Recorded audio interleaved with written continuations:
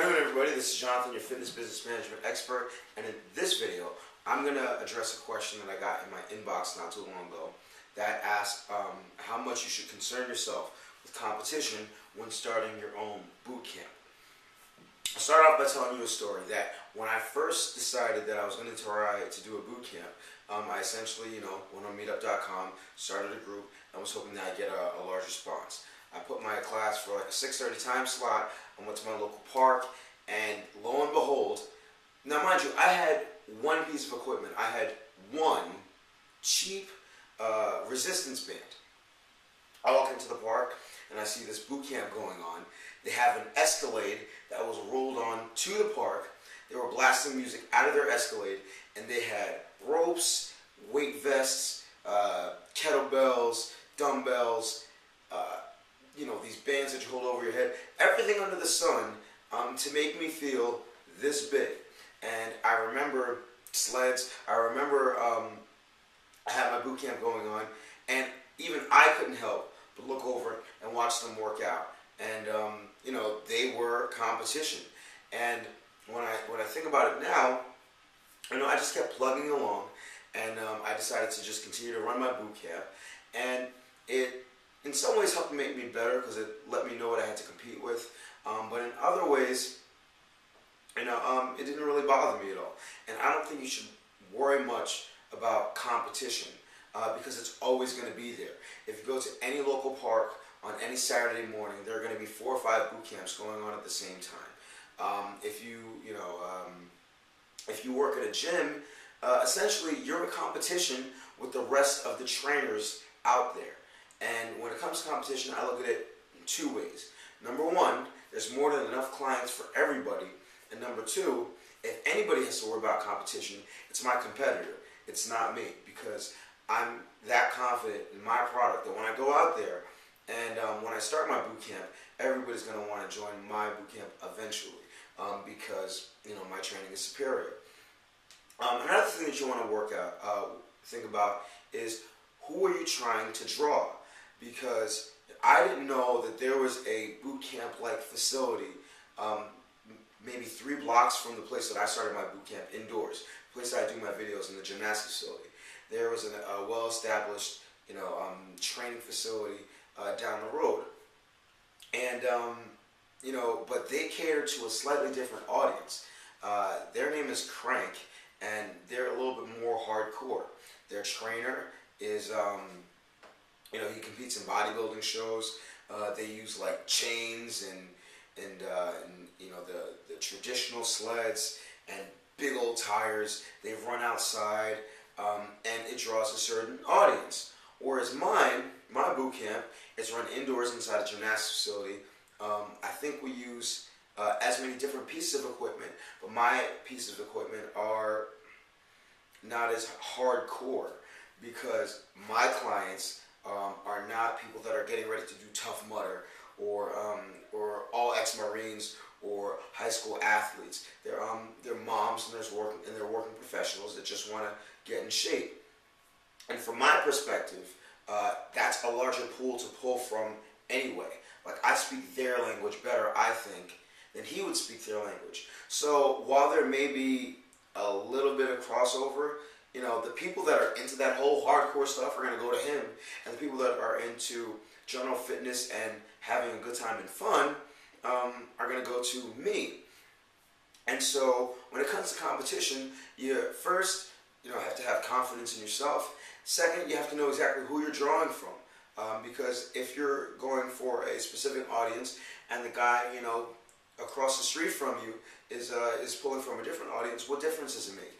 There's going to be competition anyway. There's an LA Fitness maybe a mile from me. There's a Signature Fitness, a privately owned gym, about 3 miles from me. There's a dance studio that holds boot camp classes across the street. I had somebody that come recently to my boot camp, and she said, I took a boot camp class that was down the road on Franklin Street. And I didn't even know that it existed. So there's going to be competition no matter where you go. The main thing is the place good for you? Are you going to be able to execute your plan for your boot camp? And do you have a language that you're going to speak? Well, this is just a boot camp. This is just for anybody that wants to work out. Not specific enough. I go out of my way in all my videos and all my promotions to make sure that people know that I'm not the yelling, training maniac. I'm not the military guy. I'm not the barker. And people like that. Crank goes out of their way through their marketing and through their logos and such to let them know that this is hardcore. This is all about, get as much as you can, and it's going to be tough workouts and all that stuff. And they do very well. I do very well, and we've never crossed each other since. So, in answer to your question, in terms of competition, it's going to be there no matter where you go. And if it's not there, as soon as one trainer sees that you're doing well, they might try to crash your party and start a boot camp next to you. It's inevitable. The goal is to focus on excellence and always be good at what you're doing, because if you're good at what you're doing, you're not going to lose clients. As a matter of fact, I almost purposefully, when I'm starting new locations, go to areas where other boot camps are established.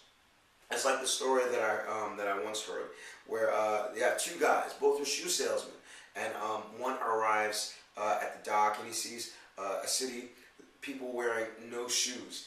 And so he says, "Oh my gosh, nobody here wears shoes. I'm wasting my time. I might as well go back." Another salesman comes along, comes up on deck. He sees that nobody in the city is wearing shoes, and he says, "Oh my gosh, I'm going to make so much money. Everybody here needs shoes." So it's really all about your perspective.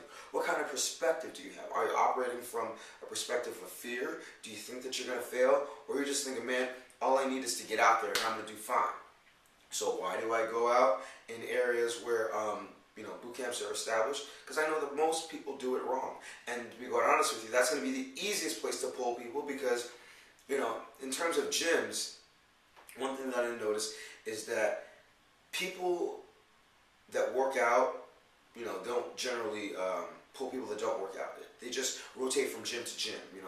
From year to year, they may drop this membership, join another gym, but it's always the same people. I've been a member at, I think, 5 different gyms in the last 2 years, and I've seen the same people go through those 5 gyms over and over again. It's a big old rotation.